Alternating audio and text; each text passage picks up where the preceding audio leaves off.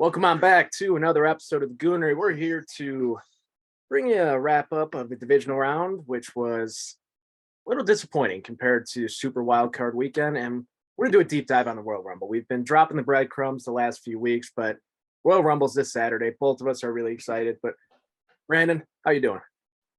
I'm good. I expected what I expected from the divisional round. We're on to the championship game. Football's about to end, unfortunately, but you know what? We got the best four teams that's competing for the Super Bowl, and you cannot hate that Oh unless you're no. a Cowboys fan. So let's start with the game that both of us we talked a lot about it last week. We're kind of going in reverse order here, but Eagles and Giants. I want to start with it since both of us on this show, we were drinking the Brian Dabble Kool-Aid. You know, we saw what they did against the Vikings. We both knew the Vikings were frauds. And then they end up losing by 31 to the Eagles. And Jalen Hurts is A-OK. And the Eagles are exactly who we thought they were. You know, as sports fans, we get into this whole mode of overthinking things because the Eagles were the number one seed for a reason in the NFC, but all we want to talk about was who can knock off the Eagles because everything seems a little bit too obvious. I think it's football. Weird shit happens all the time. And that's why me and you were sitting here saying, hey, man, I don't know. I think the Giants may have a chance in this game. And I was very, very adamant about that. It wasn't no hot take. It wasn't a hot take. I don't think either of us did.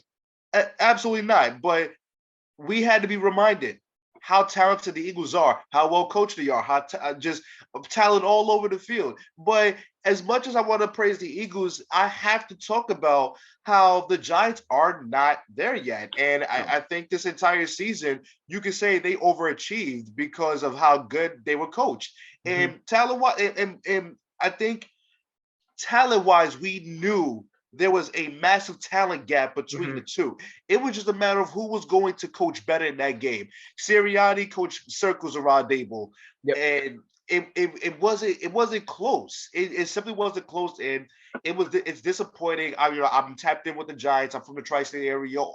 Almost all my friends are Giants fans. My girlfriend's a Giants fan. And they were disappointed. They were very disappointed, and it was almost as if they were disappointed so much to the point where they had full faith that they was going to win the game. Talent is going to win out in games like these, especially on the road in a hostile environment against the number one team in the NFC. All about this offseason is good. It's going to be, of course, about Daniel Jones and Saquon Barkley, but you gotta get talent around that Daniel Jones if that's going to be your guy. That's exactly what I was going to bring up. The building blocks are definitely there with the Giants. There's no denying it. Their number one priority has to be retaining Saquon Barkley. And based on everything that's come out the last few days, it doesn't seem like he's trying to look for any market-setting contract, nothing record-breaking. He understands where he's at. He's 26 years old. He's had his fair share of injuries, whether it's ankle, knee. He's got miles on him. He understands that. I think he's going to land somewhere in the $13 to $15 million range. Are the Giants going to be willing to pay that? I don't know. I think they should do what they can to retain him. If not, would love to see him as a Chicago Bear, that's for sure. But why not? Yeah, that's a whole different conversation. But along with Saquon, they need to get Daniel Jones a real wide receiver. You can't be throwing to Richie James and Darius Slayton all year. I mean, I'll give it to Darius Slayton. He had the quietest, almost 800-yard season I've ever seen. Yeah. Not that that's 800 yards is anything to write home about, but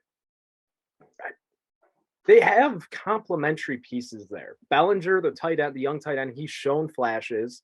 I mean, they have pieces there. They just need to build upon those pieces. Absolutely. But end of the day, talent-wise, like you said, the discrepancy was too much. I mean, difference between Jalen Hurts didn't even play that great, if we're being completely honest. Yeah. It was just they were able to run the ball however they chose, whether it was Kenneth Gainwell, who I think he averaged almost 10 yards a carry. Yeah, then Miles Sanders was over 5 yards a carry. Boston Scott, the giant killer. I know his numbers weren't eye-popping, but continued the touchdown streak. the weapons that they have on disposal on the offensive side of the football, I really think, especially their backfield, it's interchangeable. They have very, very similar skill sets. And if one guy goes down, it's next man up, and they're going to be okay with the talent they have everywhere else. Yeah.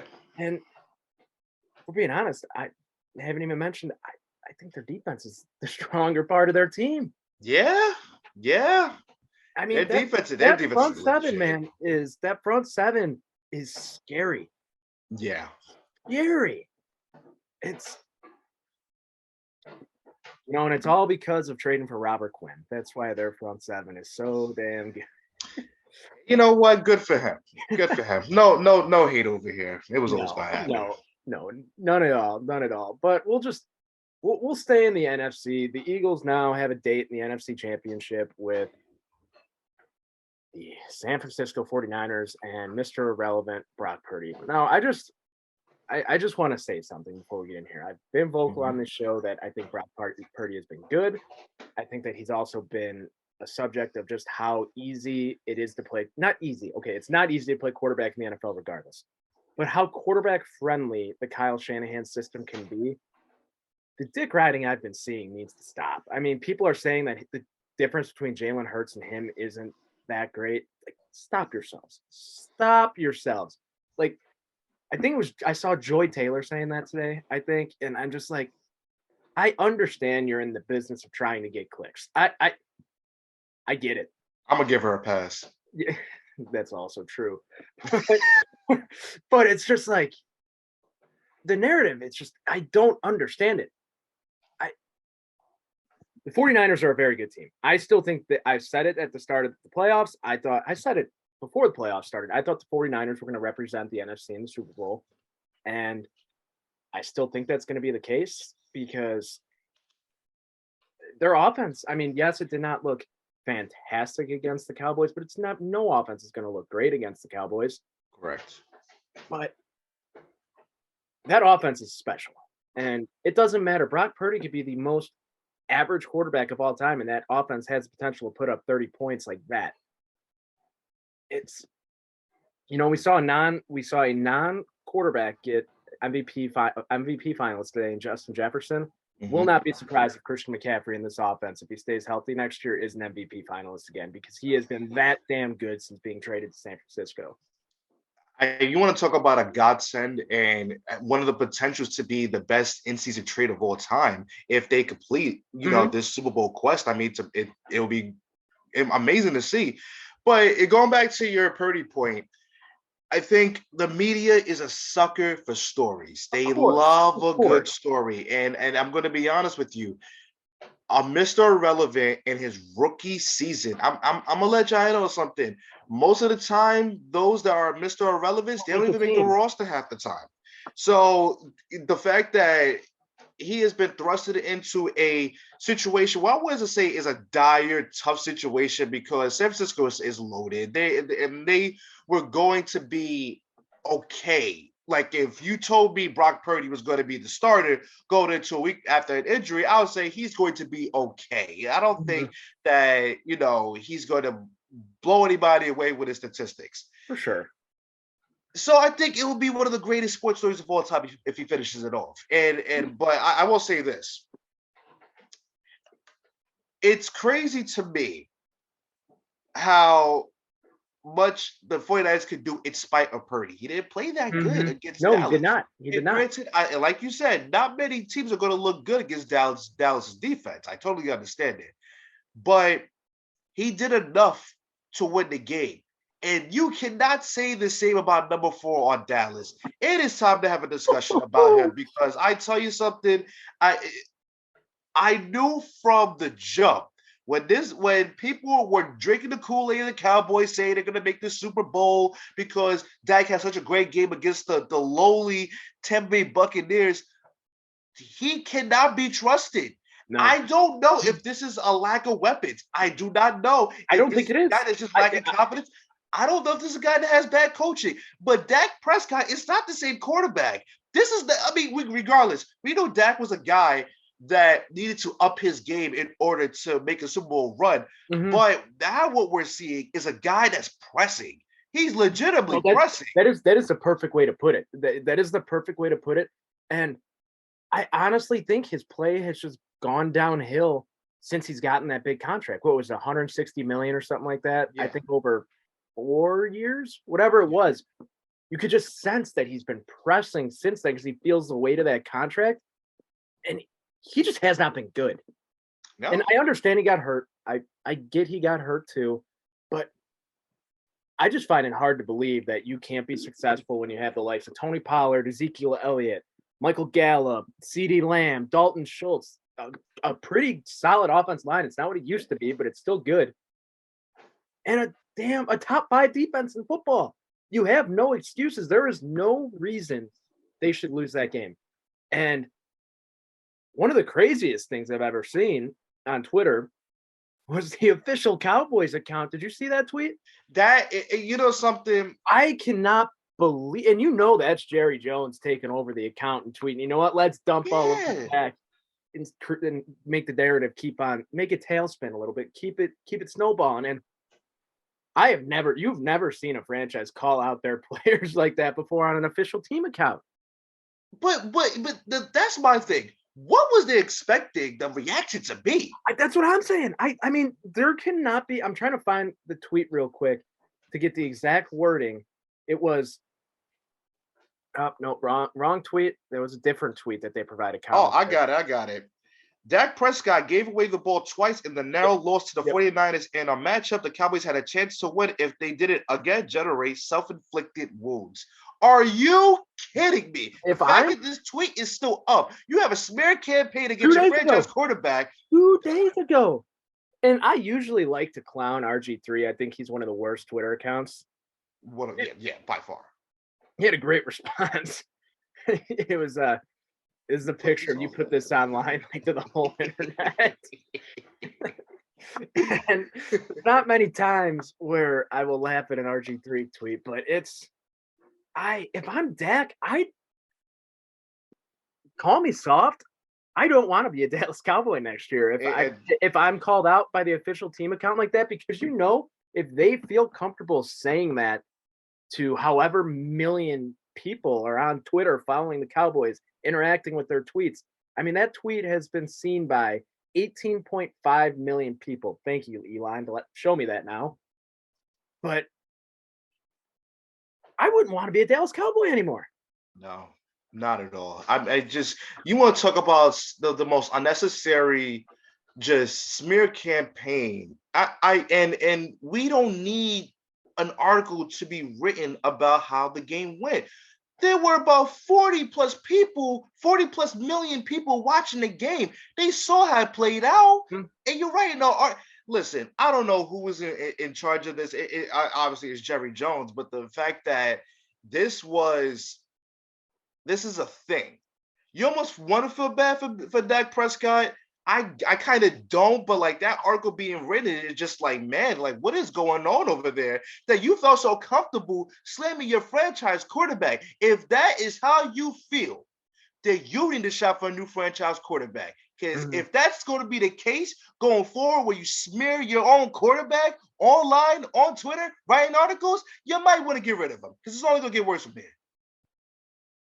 Yeah, no, I mean, you hit the nail on the head there. And with the way the quarterback market is kind of shaping up this offseason, look, I still think Dak is going to be the quarterback of the Dallas Cowboys next year.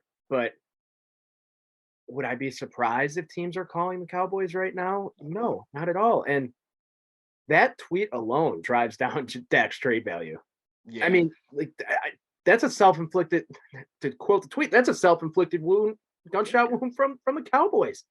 I don't get it. And then I was listening to Stephen A. Smith interview today. He was on Pardon My Take, and Stephen A. essentially said that falls on Dak, which we all know. And some people online were calling for Cooper Rush because he wouldn't have made the turnovers, because he wouldn't have felt the pressure to try and force things. And Stephen A. kind of agreed with that, which I was surprised by. And I get Stephen A. is the number one Cowboy hater on the internet and in television. I get that. But that narrative, too, that Cooper Rush would have won in that game is so false. It is so false and so wrong on so many levels. But something's got to change in Dallas. I don't know if it's Dak. I don't know if it's Mike McCarthy. I was talking with one of my coworkers the other day who he's a Cowboys fan from Texas. And I was talking to him on Monday morning about the game. And I asked him, McCarthy, do you trust him to be the guy moving forward still? Because, I mean, I don't think Mike McCarthy's a good coach. I don't. Not at all. I've thought that since he was with the Packers. We'd seen him enough to know that. But I had asked him, I go, realistically, with how good the Cowboys defense is right now, people are going to be calling to interview Dan Quinn. Would you, in that situation, fire Mike McCarthy and promote Dan Quinn to head coach? And I think that's the no-brainer if that's a situation that's happening. Granted, I don't know if Dan Quinn will get these types of calls because we've seen how it's gone for him in the past as a head coach, but you can't overlook that. And my coworker disagreed with me because he doesn't think Quinn's going anywhere. But he said, whoever wants to interview Kellen Moore, feel free and take him off his hands. Yeah, yep. That's the key right there, because we can both agree that Mike McCarthy is not a good coach. Actually, if I'm being honest with you, considering how things have gone, I think I would have hired Dan Quinn over Matt Eberflus, but if that's just me. I agree. The person that has been dodging all blame is Kellen Moore. And it's crazy to me how, because the Cowboys offense is very, very generic. And I know a lot to do with that is Mike McCarthy, because that was a complaint of Aaron Rodgers when he was a head coach. Very archaic offense, doesn't do much, but Kellen Moore doesn't help matters either. And it's just interesting to me that he gets calls for head coaching jobs when really, in all reality, he has done absolutely nothing to even warrant that. He's young, and the Cowboys had one great offensive season under him, and that's it. I mean, he is an idiot, and he's just not a good play caller. And the fact that the Carolina Panthers are potentially bringing him in to right the ship, I just feel bad for Panther fans if that happens. I genuinely feel bad because, I mean, it's been a while since the Panthers have had anything to look forward to, and Kellen Moore's taking the wind right out of your sails. You know what? This is what happens when you want to go with the young white guy, and they want, everyone wants to Sean McVay. Everybody wants to Sean McVay, and that's where it boils down to. So if they want to, sure, but I do think that. I don't think changes will be made, but I heard a point by Ryan Clark saying that Jerry Jones' mortality should be the reason why they need to go all in on winning a Super Bowl. But the interesting thing about that is you could get another wide receiver. You could get more pieces on the offensive line. You could sign back Tony Pollard. But what are you going to do about the quarterback? What are you going to do about the head coach? That's the questions you need to ask. I agree. And people say coaches in professional sports really don't matter that much. In football, I think in football it couldn't be further from the truth. Yeah. I mean, look at the talent that the Arizona Cardinals have, right? And look what happened with Cliff Kingsbury this year. He's gone. Yeah, he's living in Thailand, and we may never see him again. Hey, I mean, he won, but oh no, he did win. He won. I mean, he's making $40 million to live in Thailand right now. Good for him, but yeah, it's just the head coach matters, and I do think. Let's say the Cowboys start 1-2, 1-3, 2-4 next year, something along those lines. McCarthy's gone, I bet. Oh, 1,000%. And they are not hesitating to pull that trigger. And 1,000%. They shouldn't. They should not hesitate because you have a guy who's more than capable in Dan Quinn on the staff who could step in and right the ship. And the Cowboys aren't stupid enough to pull a Colts and hire their version of Jeff Saturday. And you know what's going to be extremely funny when Dan Quinn gets a job with one of these football teams and they have nobody, absolutely nobody to be that interim. You want to know who it'll be? Who will come back and be? It's going to be Jason Garrett. Jason Garrett will come out and, hey, let him because he is atrocious as Go a TV ahead. He is let's just talk about that real quick. One of the worst TV analysts I've ever seen. He is a robot. I'd much rather prefer him in the booth than anything. I agree. Him on just my personal hell is listening to Tony Dungy and Jason Garrett on Football Night in America. I just don't know who thought putting those two monotone motherfuckers together. Like I will never understand that. You know how you equal it out? You put Maria Taylor on the panel. You're not wrong. But let's shift on over to the AFC side. Jaguars lose by a touchdown in Arrowhead to the Chiefs. I mean, they got the late field goal. It was a 2-score game most of the game, but Jaguars will be back. I don't think that Trevor Lawrence necessarily looked bad. He didn't look great.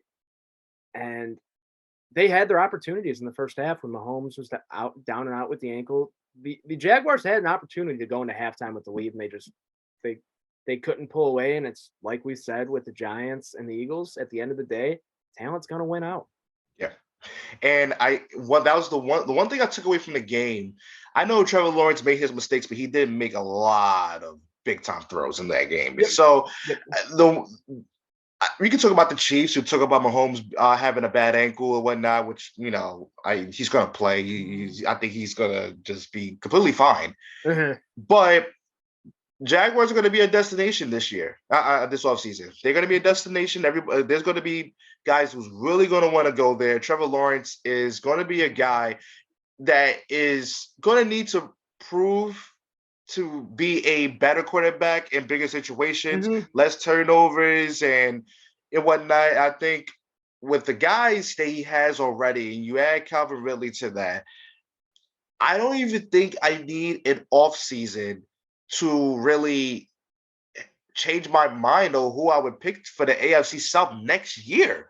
Because the division is so behind right now with Indianapolis, especially if they hire Jeff Saturday. The Titans are starting over, and let's see if Malik Willis is going to be the starting quarterback. And the Texans, it doesn't matter who they hire. The Texans are the Texans. So by default right now, I don't need to see who's going to be signing free agency. Jacksonville's going to win the AFC South next year. But Trevor Lawrence, while he did take a step this year, he's going to need to take that next big step because they are going to be contenders in the EFC. He's going to be at the helm of it, though. Yep, for sure. And kind of shifting over to the Chiefs, people can say all they want that Mahomes is just a product of the weapons that he has around him. Well, he's done this all this year, had his best season since he's won his MVP without Tyreek Hill.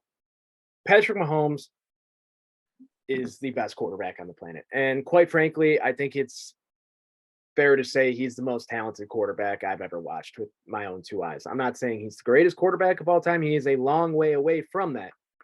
But I now feel confident enough to say that he is the most talented quarterback I have ever seen with my own two eyes, and he has overtaken Aaron Rodgers. So when I watch Aaron Rodgers, I said not Aaron Rodgers. When I watch Patrick Mahomes, he plays backyard football. And the funny thing about that is, right? Let me say this. He plays like Brett Favre with more talent. You want to know who the most popular backyard football quarterbacks we've seen? It's Brett Favre, who was at the top, and then you go all the way down the hill to see Johnny Manziel and Zach Wilson, right? Yep. Patrick Mahomes does it, and granted, Andy Reid has a lot to do with how great he is, but the fact that he can play that backyard style and be so damn good at it is so freaking impressive. And we are on the same page. I always said Aaron Rodgers is the most talented quarterback I've ever seen. Talented, arm talent, ridiculous. Patrick Mahomes as a complete product is the best I have ever seen. And it's crazy that we are going to have a discussion after this Sunday, no matter what the result is, about who is going to be the best quarterback between him and Joe Burrow. But the thing is, when we have these discussions, I know exactly what you're going to say. we have to think back to a certain quarterback rivalry of the mid 2000s, Peyton Manning and Tom Brady. And I think from the naked eye, a lot of people said that Peyton Manning was the better quarterback, the most talented quarterback, but Tom Brady was the winner. You could see who each of these guys are. And so my argument as to why Mahomes is always going to, out of this generation of quarterbacks, why he will always be number one.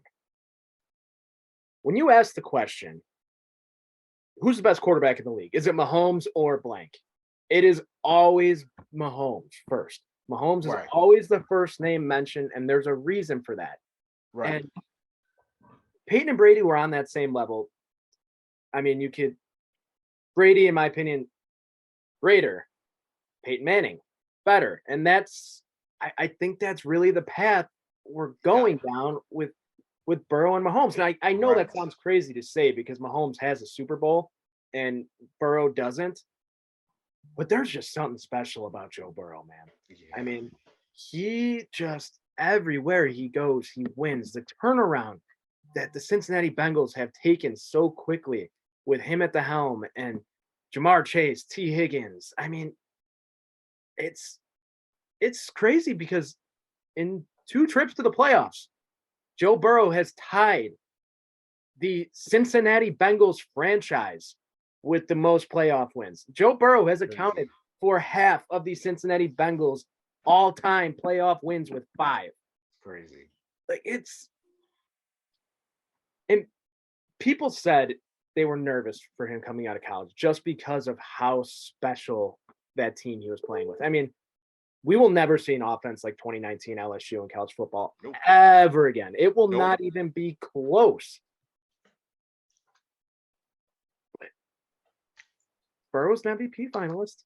He'll probably be in the top 3 or 4 in MVP odds to start next year. And if I'm as of right now, I know I said the 49ers were going to be my Super Bowl champion. If I'm hitching my wagon to any team right now, it's the Cincinnati Bengals because I'm glad you joined the fray because they have.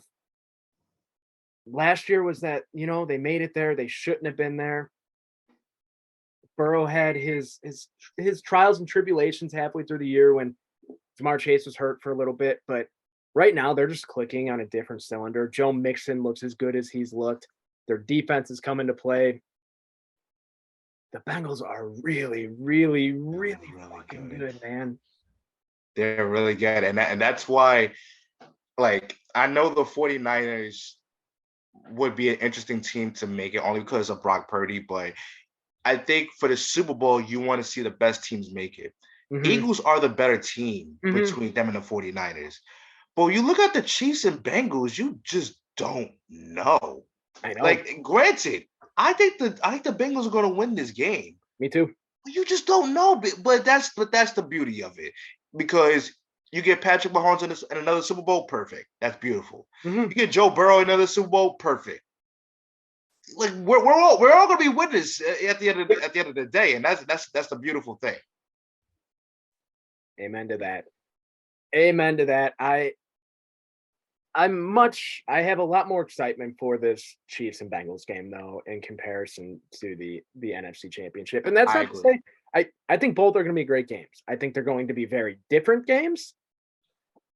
But I have one complaint about the Bengals right now. They need to stop with the bulletin board material. I mean, they're just grasping for straws. And I get it. You're trying to create a narrative, and no one doubted that the Bengals were good. All of the franchises had to agree to those playoff rules, and you are an idiot if you thought the NFL wasn't going to try and sell tickets for the neutral site more than a week out before it was announced. They can refund those just like that. At a click of a button, it could be refunded. It's granted, I don't know if they're just doing this for the narrative and trying to put this out in the media. If anyone on that team actually believes that the NFL was out to get them and didn't think that they had a chance, they're probably getting their weed from the same dealer Josh Gordon was getting his from while he was in Cleveland, because they are out of their goddamn minds. I'll tell you this. That stuff didn't bother me about the Bengals.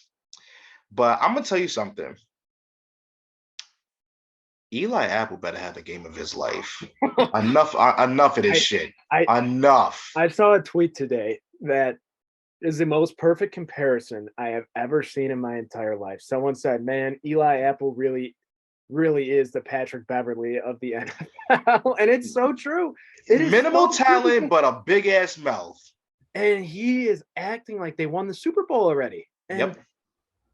Like you've seen clips this year of receivers lining up against Eli Apple and laughing because they know they're gonna just smoke him. Yeah. I don't know if it's just a lack of self-awareness or Eli Apple kind of playing a character, which I could see it being a little bit of both. But then again, cornerbacks, DBs and quarterbacks especially, tend to be the most delusional players on the entire team. And I genuinely think he might think he's that good. I have a perfect comparison for Eli Apple. So I'm gonna take it back for my wrestling fans here, and it's on brand because we're gonna talk some wrestling after this. But I don't know if you guys remember the group FBI, which consisted of Chuck Palumbo, Johnny Stamboli, and Nunzio. Yes. Nunzio was the guy who stood behind the big guys as they was doing all of his dirty work, but he acted as if he was the tough mob boss, which he was. He was technically the mob boss, but he was also the guy just acting tough behind the big guys. That's exactly who Eli Apple is, because I don't think people realize this, but Chidobe Awuzie was actually supposed to start. He got hurt, and he was going to get benched in favor of Awuzie. So it's funny to me how he's talking this crazy. But I'm telling you this, he better show up, because I very much remember when Cooper Kupp scored the game-winning touchdown in the Super Bowl. We could have fined him for 8 months. He's gone. Yep. God, just Chuck Palumbo. That's a name I had not thought about in a long time. Jesus Christ. Was that Deuce or Domino? I don't remember which one he played, but no. He wasn't a part of that group. Whose kid am I thinking? Well, I mean, I remember Chuck Palumbo then when he came back as. Are you sure he wasn't part of that group? I believe when Deuce and Domino was around, Chuck Palumbo found Undertaker's motorcycle. You are correct. You are correct. With his now current wife, Michelle McCool, which is very ironic. No, you are correct. I'm trying to. I don't remember. There was one other person's kid was in Deuce and Domino, and I know what you're talking about, but the name forgets regardless, me. I hated that group any damn way. Oh, it was horrible. They're from the other side of the tracks, man. Terrible. So we're on wrestling now. Going down a Deuce and Domino rabbit hole. That's not something I ever anticipated on this show. But Royal Rumble is this Saturday. No, I'm just looking up Deuce and Domino real quick. Hold on. Let's see who Deuce was. Deuce was a Snuka. That's who I was thinking. Okay. Oh, yes. The legacy dude who got kicked out. Yes. Got it. All right, so moving on. All right. Royal Rumble this Saturday. First and foremost, I love that and they're calling them premier live events now. I love that they're on Saturdays. It's so much better on a Saturday night than a Sunday night. And I'm pretty damn excited for this card. I think that they're doing a great job of it's 5 matches right now. Obviously, we're going to hit on all of these matches. We're finished with the Rumbles, but I want to start with the match I'm most excited for on the card.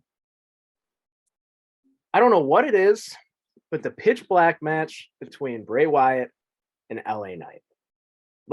First and foremost, I just want a round of applause to LA Knight for the turnaround he has had in the last, 3-4 months, going from Max Dupree of the Maximum Male Models to a main event feud with Bray Wyatt and a segment on the 30th anniversary of Raw with The Undertaker. That just goes to show you how damn special he is and what management thinks of him. I have absolutely no idea what this pitch black match is going to be. I have no idea. I'm assuming it's just going to be, it could be cinematic. I don't think that they're going to have Bray Wyatt's first match back be cinematic, though. I don't know what your thoughts are on that.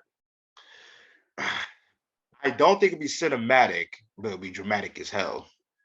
For sure. I mean, I hope they I hope they don't go as far as, I mean, I don't, obviously you can't do it with it being a pitch black match. There's going to be some type of weird, funky light color like it was the Hell in 1000%. the Cell with Seth Rollins. I don't even want to be reminded of that. It's probably going to be like some type of blue light. I'm assuming, I mean, essentially the rule of the match is it's last man standing. That's my takeaway from it. And people might disagree with me here. I think LA Knight's winning this match. I actually agree. I actually agree. Okay. And here's the thing, too.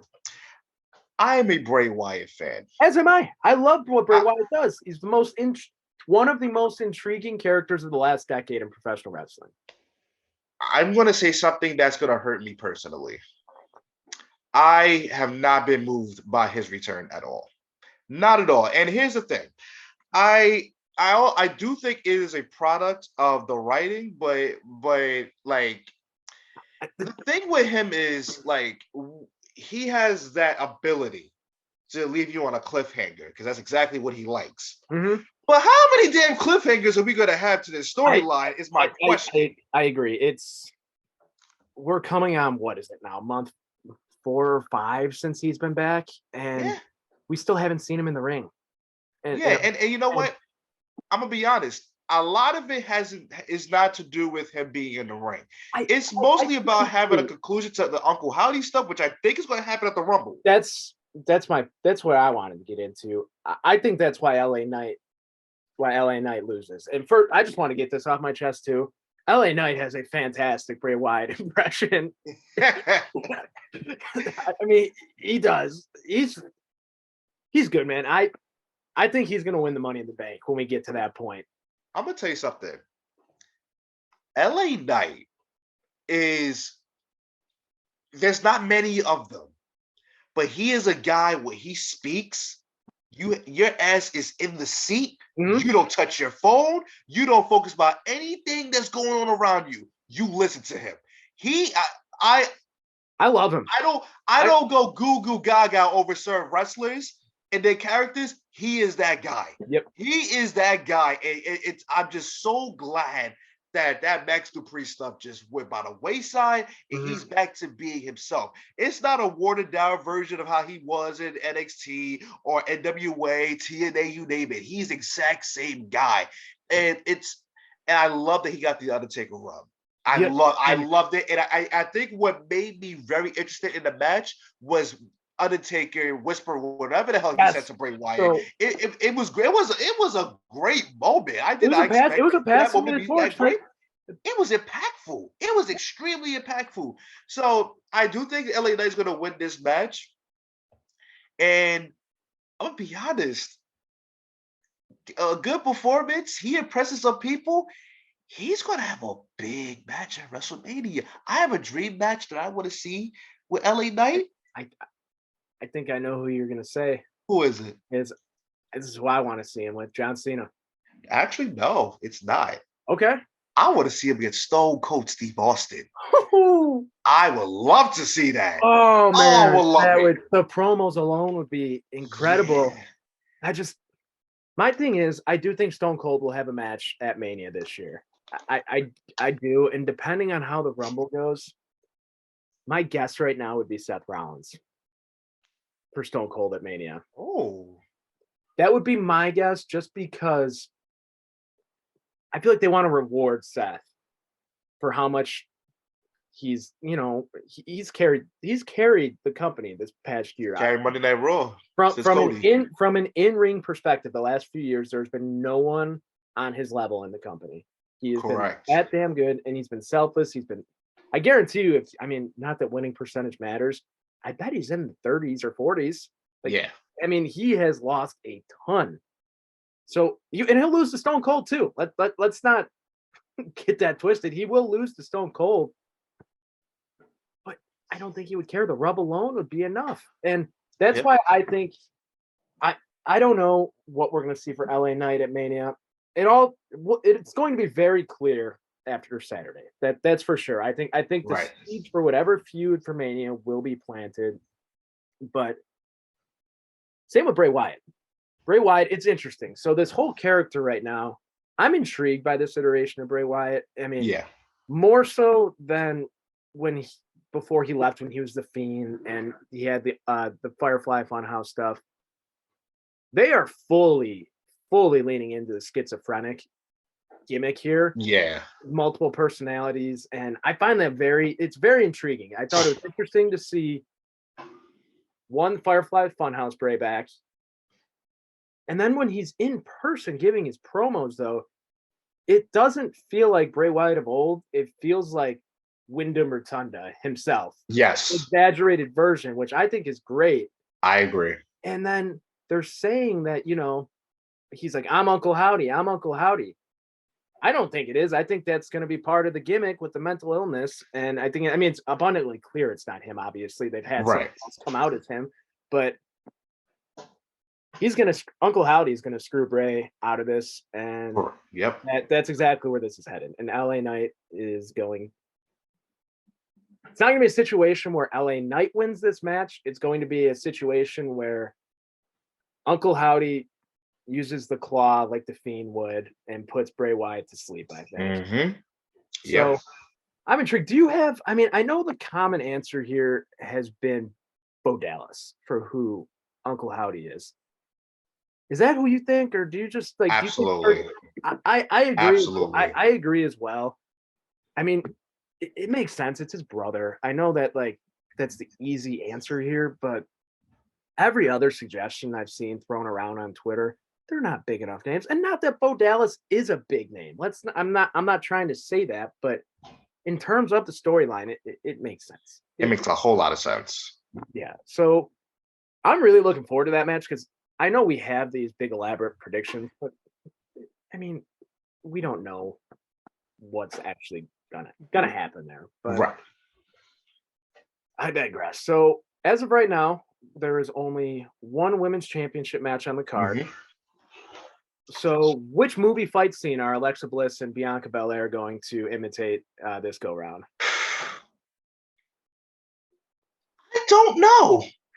I don't know. I'm gonna be honest. I've enjoyed those little Easter eggs these last few weeks. It's been entertaining. Yeah, and I must say, I do not know where they're going with Alexa Bliss's character. Not at all. But maybe that's a good thing. Keep us guessing. I agree. It's better that we're on our toes with it. They're keeping us on our toes, and I don't like that they're going back to the Sister Abigail, Bray Wyatt type of story. I don't like it. I mean, that is one of my least favorite wrestling stories ever. Like by far, one of my least favorite. Her ruining that WrestleMania match between Bray Wyatt and Randy Orton still makes me mad to this day. It's one of those stories where if you are telling somebody, hey, dude, watch a little bit of wrestling from 2020 to late 2020 to 2021, how in the hell can you explain it? Because you can't. You can't do it. You can't do it. And that's what makes it like, I don't know. Granted, I will say Alexa Bliss is way more interesting now because of her having a heel persona and not the mean girl persona like everybody else has nowadays. But with her, it's different because I think to make her a little bit more believable because of her stature, have her have a gimmick which she can snap at any moment and be dangerous. I like that. I agree. Love it. And Bianca pushing her as a great opponent for her. It's going to be a good match. And the thing is too, I think a lot of people forget Alexa Bliss when she was champion in the late 2010s. She had good matches. She had a good run. She had good matches. Like she can push somebody. Mm-hmm. She's an underrated worker. I mean, people like to single her out, I think, because she's the short, pretty blonde who cuts good promos and has good character work. Right. End of the day, she can go in the ring. She holds her own she's never going to be someone to carry a match, but it doesn't matter when she's in the ring with the likes of Bianca Belair, Bayley, Charlotte, Becky Lynch. It doesn't matter. She does not have to be the one to carry the match. And call me crazy. Her match at WrestleMania with Nia Jax It wasn't was bad. way better It than I wasn't expected. bad. Way It wasn't better. bad. And she carried that match. I mean, because we sure as hell know it wasn't Nia Jax. But Yeah. I think this match is going to surprise a lot of people. And I will not be surprised if Alexa Bliss walks out of the Royal Rumble as the women's champion. I'm gonna be honest with you. I will put those odds at 0 to none. I don't think she has a chance. If it's not here, I think it's at WrestleMania. I really do. I mean, I think because it feels like Bayley and Becky Lynch are still on a collision course for each other. That is holding up that aspect of the Raw women's division. I guess we can just get into it now, getting into the women's Royal Rumble, because this is kind of where this point was leading to. Mm-hmm. I think Rhea Ripley wins the women's Royal Rumble. I mean, she dominates. It's not, if she doesn't win again, it's a mistake, I think, with how she's being portrayed right now. Mm-hmm. But I think she wins and challenges Charlotte when Charlotte came at her for the NXT championship when she won the Rumble. So I think Rhea will then go at Charlotte for the women's championship, keeping Bianca and Alexa tied up for WrestleMania season with the Raw women's title. You know something? I actually really like that idea, but I would change the role one. I do think that Bayley and Becky's rivalry should last into Mania in the form of a triple threat Raw Women's Championship match. That would be but but the one thing I will say, and even though I would absolutely just hate this idea, I wonder where Ronda Rousey comes into this equation. I think they're done with her. She was taken off the Royal Rumble poster. I mean, she's not being advertised for the Rumble anymore. I don't think she wants to be there anymore, if we're being completely honest. I'm gonna be honest with you. And I'm okay with that because I have never found her entertaining. She peaked.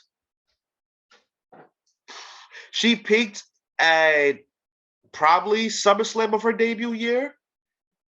Yeah, when she won the title from Alexa Bliss. She peaked then, and everything just went downhill. You could just tell that she just never ever really wanted to be there. She just wanted a paycheck, and so. But the thing about that is too.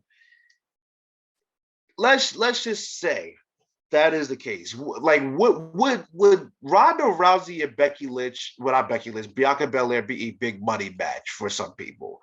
Because I think, to me, I don't think it would, because the luster is lost from her. She is just not a hot commodity. But then I think about it too. You might be right, because she lost the title on a random ass SmackDown. Mm-hmm. You don't do that unless you're leaving the company. Ask Mandy Rose. Yep. So you might be right. So I wanted to bring up. That's you bring up Mandy Rose. We wanted to compile a list of realistic surprise entrants in the Rumble, right? Yeah. Mandy Rose is on my list. Oh. And quite frankly, I would not be surprised if she is a surprise entrant if she wins the Women's Royal Rumble. Now, do I think that's likely to happen? No. But at this point in time, think our Mandy Rose return in the Royal Rumble is more likely than Naomi. Wow, that's bold. That is bold. Because I think right now we're not leading into a Naomi return. No, I don't think so. But I am not ruling it out. I think at this moment I would say it's 50-50. I think it's that close. But I do think if Naomi's in the Royal Rumble, she's winning. Rhea Ripley is the favorite. She's number 2. Yep, I 100% agree. I 100% agree with that statement. The problem is, like you had mentioned, is Naomi a big money match at WrestleMania? I know the storyline and everything of her coming back to the company after walking out with Sasha Banks, now Mercedes Moné. I mean, I'm just hesitant because I feel like every time Naomi has started to get a push, I feel like they just pull the rug out from under her. And she's kind of in that, I hate to say it, that Dolph Ziggler position where they've given her the opportunity to be at the top. And it's never been bad. It's never been bad, but I don't know if they trust her to go into Mania right out of the gate again. I mean, not doubting it, but I think more likely than not, if she comes back to WWE, it will be joining the Bloodline. So what I would answer to that is the one reason why people have been clamoring for Naomi to come back is that when it came to popularity on the women's roster, she was amongst the top. The reason why she always was middling around in that mid card to main event type of superstar, that she has a lot of fans that really like her, and I think if she hits that entrance, because she has one of the most dynamic entrances in wrestling history, if you ask me, her entrance hits, I think people are going to go fucking nuts. So I do think that the reaction for her winning the Royal Rumble would be pretty damn big. But how do they follow that up is going to be the real question.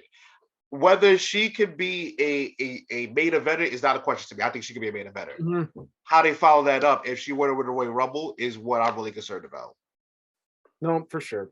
That it's interesting. So other than the two names we had mentioned, before we move on to Roman Reigns and Kevin Owens, do you see any other women's surprises? Because I see potentially one. I don't see her as a winner.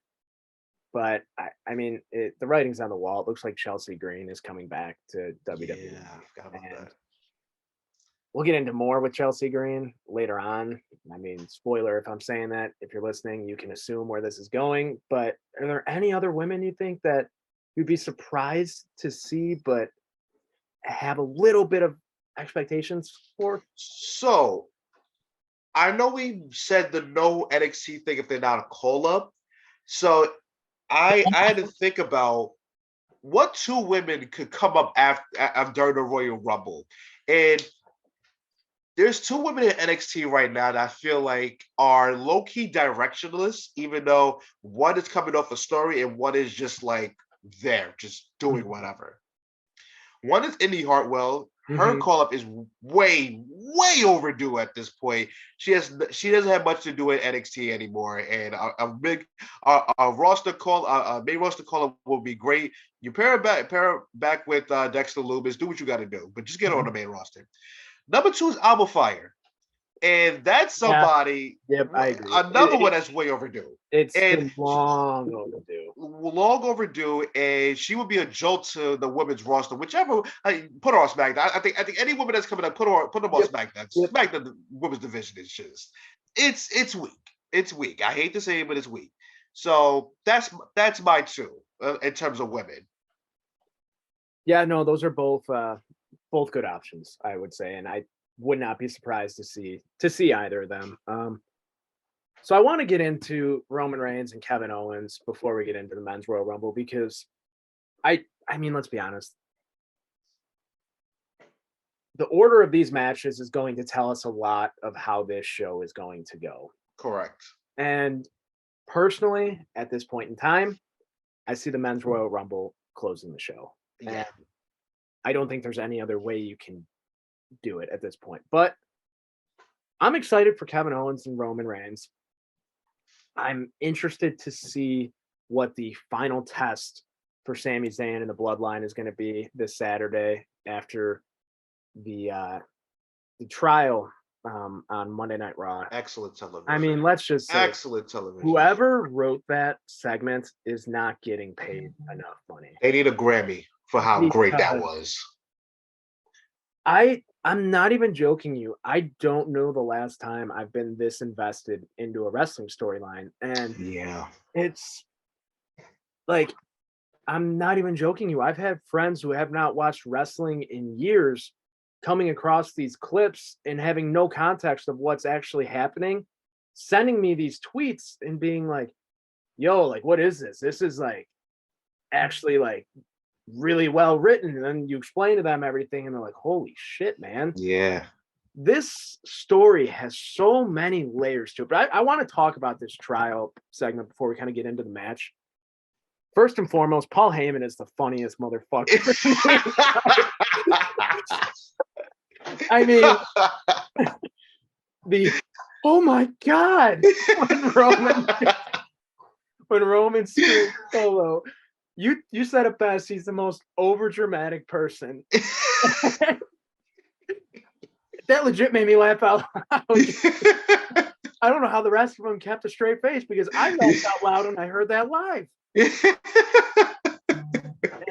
Most dramatic man I've ever came across. And but I want to give a shout out to the writers because obviously this segment was not originally planned. Paul Heyman pulling the tape, right?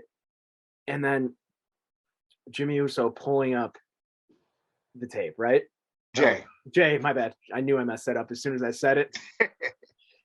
When Jay pulled up that tape, the fact that they have all these breadcrumbs and they did not plan this segment and they did not plan for it to go this way and that they still had all this available just goes to show you this storyline. They've been trying to show the cracks and show that Sammy really is trying to be there since the start. Mm-hmm. It's I don't know the last time I've popped harder watching wrestling than when Jay stopped Solo from hitting Sammy. Oh my God, same here. And the look on all of their faces, and I have not gotten chills watching a shot in wrestling where it pans out to the crowd in a very, very long time until Jay said, put your one to the sky if you think Sammy Uso belongs in the bloodline. And they panned out.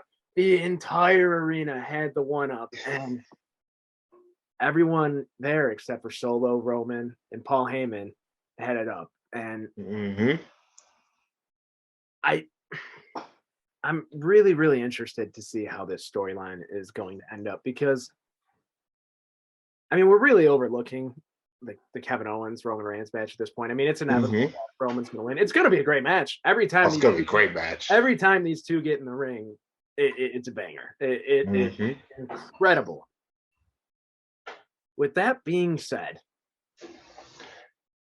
Sami Zayn's going to get the piss beat out of him on Saturday. Whether it's by Solo, whether it's by Roman, I don't know. And I really think this is... Actually, no, I take that back. I texted you a theory. I don't know. This might be grasping at straws, might be too far-fetched. Sammy will prove himself this Saturday. Let's say that. Sammy proves himself this Saturday. I think he got himself in a little bit of good graces stepping into the tag team match. But Sammy takes out KO. Helps Roman win. Roman says, all right, you have one more final test. You're defending my WWE Championship in the Elimination Chamber in Sammy's hometown of Montreal. Think about it. They need a way to split these. They need a way to split these titles for Mania, because there is not a feasible way right now to have a Rumble winner based on all the rumors to face Roman. Roman's not working 2 nights. He's just not, plain and simple. Roman vacates the WWE title. Tells Sammy, you need to win this to remain in the bloodline. You need to prove that you belong. Sammy loses in the Elimination Chamber. He's the last person to be eliminated. Final 2, whoever he's against. I don't know. Probably, I don't want to say it'll be Cody Rhodes because I feel like that'll be a WrestleMania thing for whoever. Yeah. It'll be a transitional guy, quite frankly. I could see it being a Drew McIntyre. I could see it being Bobby Lashley. But it looks like Bobby Lashley and Brock are on a collision course again for Mania. Yeah. So realistic, well, no, I don't know who it would be. Okay, that's the problem. I don't know in this storyline who it would be because it's not going to be Sammy. It will not be Sammy. That sets up Sammy and Roman for WrestleMania for the Universal title, right? Mm-hmm. That then leaves your Rumble winner versus your Chamber winner for the WWE Championship. I don't know how they're going to do it. I think it might be a little too far-fetched, but in my head, it makes a hell of a lot of sense, especially with the Elimination Chamber poster coming out, and it is Sami Zayn himself on that poster. Yeah. You know what, man? That was beautifully thought out. Beautifully thought out. Because that's the most feasible way you can split the title. I mean, at this point, I don't see any other options. Yeah, because the one thing I don't want is for Cody Rhodes to saying, I just want the WWE title. Yep. Obviously. Okay, cool. But I don't want that. I want to see them put effort into splitting the titles. Not just being like, all right, you messed up, Roman. You incited brawls all over the arena. So now I'm gonna put you on 2 nights of WrestleMania. Like, I guess, but I guess having the stipulation of, Chamber winner getting one title, Royal Rumble winner getting the other title. Boom, that's how you do it, I guess. But I don't know how you do it. But I will say this: this storyline is going to come to a near conclusion post-match. Yep. I don't know what's going to happen. I don't know who's going to crack. I'm not sure. Mm-hmm. But all I do know is this. Sami Zayn is going to potentially make a great mistake that will almost cost Roman the championship. Mm-hmm. And Roman won't get his title. But Sami Zayn might get the shirt beat out of him. That's how bad it's going to be. Yep. So that then leads us into the Rumble, I think. Obviously, The Rock is looming overhead. I mean, the breadcrumbs are everywhere, like we mentioned last week. The purple lightning on the poster, releasing new Rock merchandise. I mean, I hate to say it, but I've seen it on Twitter. The Young Rock show, they mentioned them watching WrestleMania and Dwayne pointing with Roman. Hey, this will be us someday, maybe. And they've been planting these seeds for forever, and there's no other time feasibly that you will be able to do this match. There is. I mean, there isn't. Storyline wise, it makes perfect sense, and no one will be upset that you make this happen. I think people are excited for the possibility of this happening. And with that being said, I don't think it's going to be The Rock. I do not think The Rock will be in the Royal Rumble. And it's not that WWE can't pay him. It's none of that. I think he's done in professional wrestling. Here's what I think. I think most wrestling journalists are liars and don't have legitimate sources a lot of the times. So I'm going to say this. The Rock coming back is a possibility. It's actually a strong possibility. I will not sit up here and be a fool and expect it. Believe the Dave Meltzers and the Brian Alvarez's out on this, because a lot of times they're wrong. They're wrong. So what I'm thinking is that until the credits hit, I'm not believing The Rock's not going to show up. I know. Here's the thing. The Rock can be at the Royal Rumble pay-per-view without being in the Royal Rumble. That's what I'm saying. Right.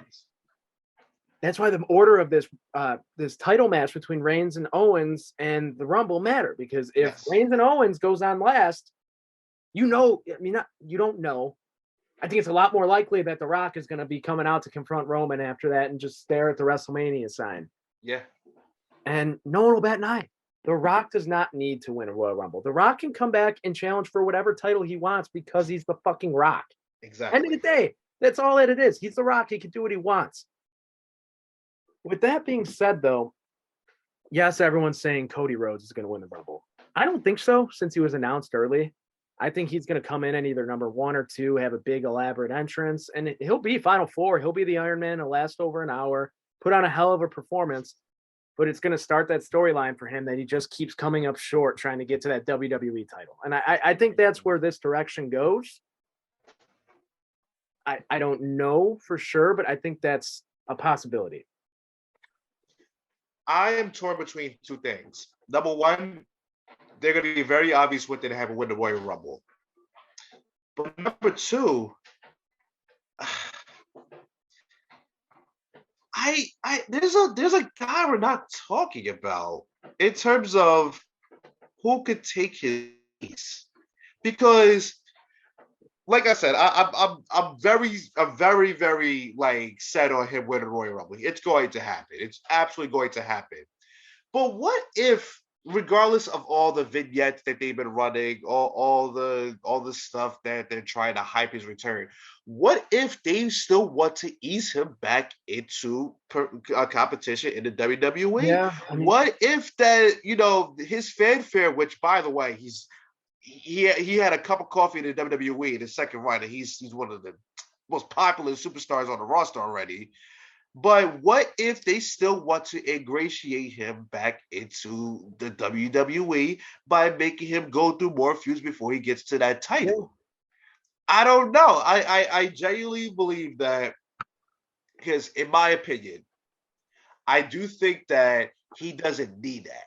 I don't think he needs it at all, because how he was received upon his return. Yep. You would think that he was just a guy that was injured. He came back like that. Like essentially that's what's going to happen on Saturday. But you would think that was the case. But what if? Like who is the guy in waiting? I think I know who's the guy in waiting. You want to talk about rewarding somebody for all the favors that he's done over the past year? I think Seth Rollins should be number 3 on the list. Because the two are going to go to Sammy, but that number 3, he's going to be in the top 4 when all said and done. For sure. Top, but he's going to be in that top 4. I think he should be the 3rd option, and if he wins it, that will be something, and something to culminate. Because if you're really being honest, Cody Rhodes being Roman Reigns, that. Technical difficulties were back, but Seth, I think he's such a proven commodity within WWE that they're not going to have him be the guy to end the reign. And it would make sense storyline wise. I mean, Shield brothers came up together. They've been linked with each other every single step of the way. But I just think at this point in time, there should be no one other than Sami Zayn that beats Reigns for the title. And at the end of the day, that's my thoughts. No one's going to change my opinion on that. He's not going to win the Rumble. Like I said, I could see. I don't know. I don't know, and that's a good thing that we don't know though. Heading in, and I'll give you another dark horse to win the Rumble that has done a lot and had a banner year. What? Yep, exactly. Sheamus. What about Sheamus having one more run at the top, man? You see, so I would not be in favor of him winning the Royal Rumble. If I'm being really honest, I know Kevin Owens has had a great story with Roman Reigns and Sami Zayn, but damn, I wish Sheamus would have gotten this opportunity at the Royal Rumble. I really wish it would have made so much sense, but. He's going to have a good run in the Royal Rumble. He's going to be amongst one of the last guys in there, and rightly so. And I can't believe I'm even saying this. Sheamus is slowly creeping into my top 10 of WWE superstars of all time. Ooh. I just think his catalog of work has just been so damn good, and since his feud with Cesaro into the bar, from that point on, has there been a bad Sheamus match? No, you can't. You don't really remember one. I mean, he tweets about it as a joke, but it's been banger after banger after banger. Yeah. And I still also wouldn't be surprised if he ends up taking the IC title off of Gunther at WrestleMania. I do think that's a logical end to that feud. Let him be the Grand Slam champ. But that's also another guy who I think could be a dark horse to win the Rumble. I would love that. I would freaking love that. I mean, other than Roman, there has been no one more protected on the roster in the last year than him. Yeah. And do you want to know what my favorite part about him? It's yes, the presentation of Imperium is off the charts. I mean, they're a well-oiled machine. They're as good as it gets. You don't know what move he's going to win his match with. That I love that about him. Love that about him. Because it brings a sense of realism to it. Yes. He is going to beat the piss out of you, whether it's chops, elbows, punches. That damn drop kick. His drop kick is ridiculous.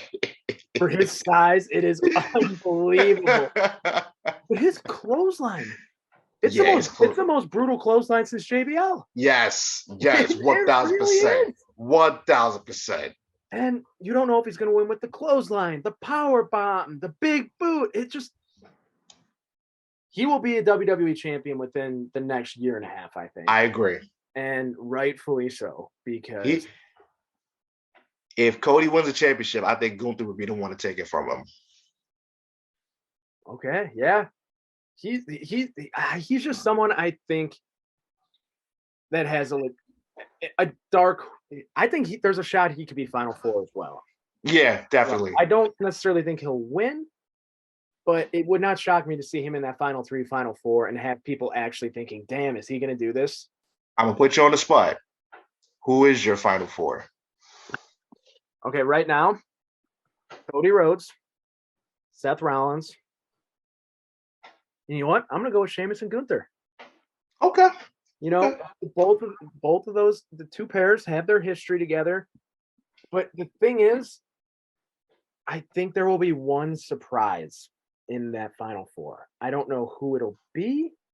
That kind of gets us into this. So there's a few surprises that from the men's side who I think are pretty close to guarantees. I think we're going to see Pat McAfee come back. Yeah. He'll come back early. He'll have a nice run. He'll get eliminated, and he will go right over to the commentary booth and step right into the commentary booth, and it'll be fantastic. Yeah. I think that's going to happen. I would not be surprised to see Wade Barrett back in the ring. I know he's been. That would be interesting. I know he's been adamant about not wanting to wrestle again, but I want to see one more Wade Barrett run because he's one of my biggest what ifs ever, man. Same here. And then I had alluded to it earlier with Chelsea Green. I think we're going to see Matt Cardona and not Zack Ryder. I think it's going to be. I think it's going to be Matt Cardona. He's filed for the Zack Ryder trademark, so he owns the Zack Ryder name, and WWE cannot force him to use the Zack Ryder name. He filed for woo, woo, woo, you know it, bro. So they can't force him to say that anymore. Yeah. And I just think the breadcrumbs are all there. He's reinvented himself. He's had a great run in NWA, Impact, the rest of the indies. I think he'll come back, be a solid player in the mid card. I don't think he'll ever make it all the way to the top as a top main event guy, but I think he could have a legit run as the Intercontinental Champion that he got screwed out of in the past, and I think he'd be a great addition to the mid card. But I think we're going to see some type of Forbidden Door. I hate to use Forbidden Door, but it's been out there. I think we're going to see some type of New Japan wrestler in the Rumble to repay WWE for letting Carl Anderson come and go out on his back at Wrestle Kingdom. Mm-hmm. I don't know who it's going to be, whether it's Tomohiro Ishii, whether it's Jay White. I mean, Jay White's the big rumored name, but I think it's so rumored that it's not going to happen. Yeah. It'll never be Okada because New Japan would not let Okada come here and not win the Rumble. I think Ishii could be that. Minoru Suzuki could be that guy. Oh yeah. I mean, and then the name that everyone's also been throwing around has been the Great Muta from Noah, just because because him and Shinsuke had their match, but he had his big final farewell match this past weekend with Sting and Darby Allin at the Noah event, and I don't see him having his final match be outside of Japan. That's just like, you know what I mean? I think that he's a guy who will end in Japan. So I think it'll be a Bullet Club guy in some capacity. have some type of interaction with Finn Balor, Carl Anderson, Luke Gallows. I mean, unfortunately, no AJ Styles since he's on the shelf, but I do think we will see some Bullet Club member from New Japan Pro Wrestling in this Royal Rumble, whether it's one of the Tongas. I don't know. I don't think it'll be Jay White.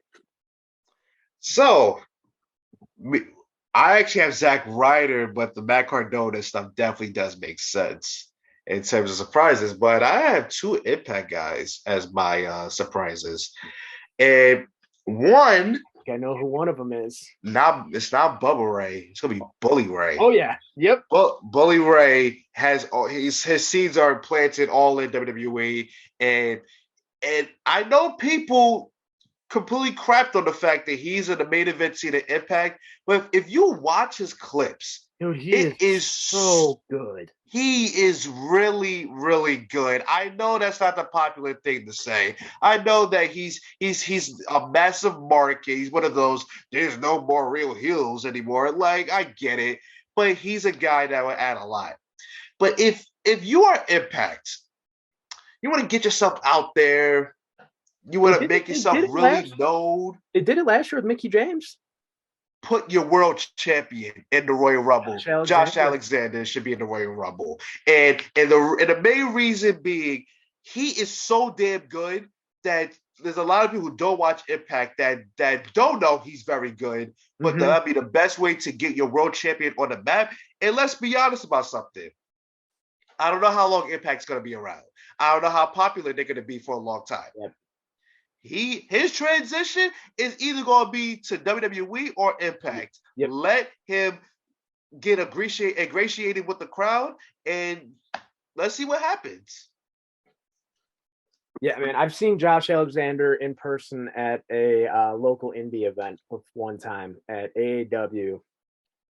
He's so damn good, man, and he's really good. So underappreciated. And I know, like, people who like know wrestling know how good he is, but he's one of those guys, kind of like LA Knight, in my opinion, where he just needs the opportunity to be on that big stage for people to realize how damn good he actually is. And I am shocked that he is doing more than Ethan Page. If you told me that Ethan Page was not going to be the star out of that group, I would have said you're completely wrong. Mm-hmm. Yeah, so I mean, I don't disagree with you there on either of those, because I think those are honestly more likely than a New Japan guy, in all honesty. I think we could see a debuting Nick Aldis as well. I mean, his contract's up, I saw, so I could see that. I mean, he's a WWE type of guy, I think. I'm sure he has some type of relationship with people within WWE since he's married to Mickie James. God bless him. But it's good to not have any idea of what to expect. And with that being said, right now you're on the spot. Who is your Royal Rumble winner? My Royal Rumble winner is Cody Rhodes. I'm not gonna do the whole song and dance. It's gonna be him. I agree. I hate that I agree. You see, very different dynamic between the two of us. If any of you have listened before, you're new to the show. I'm a Cody Rhodes fan. Brandon is not the biggest fan of Cody Rhodes. Can appreciate him, but does not like him. That's fine. Nothing wrong with that. I understand it.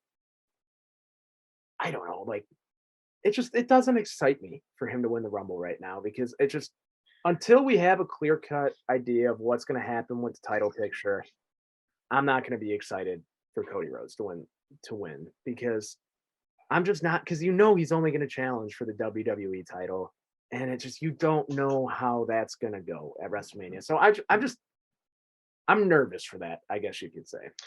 Listen, the main reason why I do not want to see him win the Royal Rumble is for him to have his big return promo and be on some super melodramatic bullshit like he always does. Yeah. It's gonna be another gif of him fake crying, and I'm done with it. I'm done. I'm tired of him crying. Cry when you win the damn title, okay? Do that. I don't care. In terms of that, I don't care. I really don't care. Yeah, so I'm in agreement with you.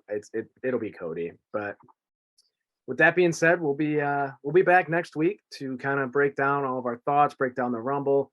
see how far off all of our predictions were. And we'll be talking Super Bowl matchup as well. So Yes, with that being said, thank you for listening. Don't forget to like, share, subscribe. We'll see you soon.